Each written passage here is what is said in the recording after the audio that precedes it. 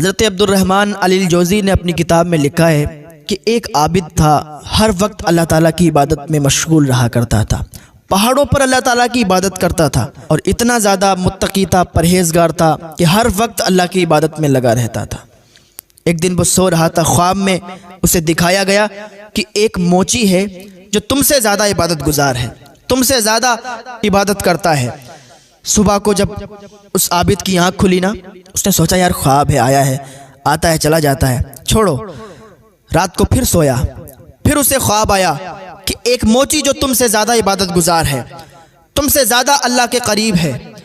सुबह को फिर उसकी आँख खुली, फिर उसने सोचा कि ख्वाब में तो पता नहीं क्या क्या आता है, मैं इतना ज़्यादा अल्लाह की इबादत करता हूँ, हर वक्त इबादत में लगा रहता हूँ और मोची के बारे में बताया जा रहा है, हो सकता है ख्वाब में ऐसे ही हो, ख्वाब तो आते ही रहते हैं।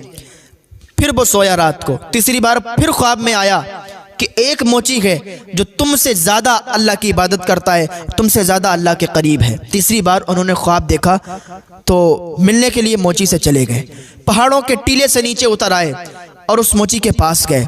मोची ने जब आपको देखा ना तो खड़ा हो गया, दस्तबोसी की, हाल हकीकत पूछी, हुजूर किस इरादे से आए हैं, क्या काम है?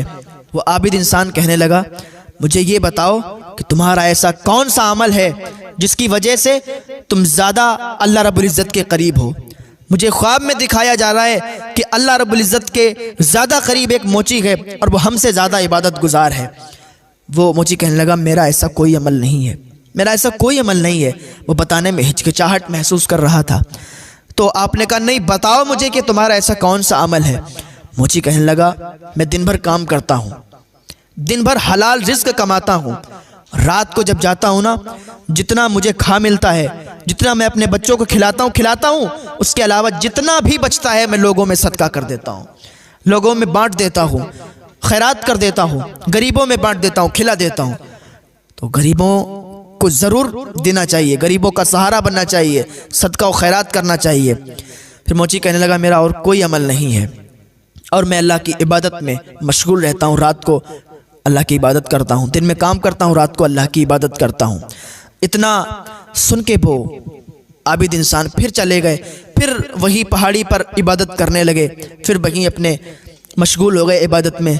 फिर उन्हें ख्वाब आया कि ए आबिद, एक बार फिर जाके पूछो कि तुम्हारा चेहरा ये जर्द क्यों रहता है, तुम्हारा चेहरा लाल क्यों रहता है। हाँ, जब सुबह हुई ना तो वो आबिद इंसान फिर उस मोची की दुकान पर आए, फिर उस मोची के यहाँ आए और पूछा, ए मोची, मुझे ये बताओ कि तुम्हारा ये चेहरा जर्द क्यों रहता है, तुम्हारा ये चेहरा लाल क्यों रहता है।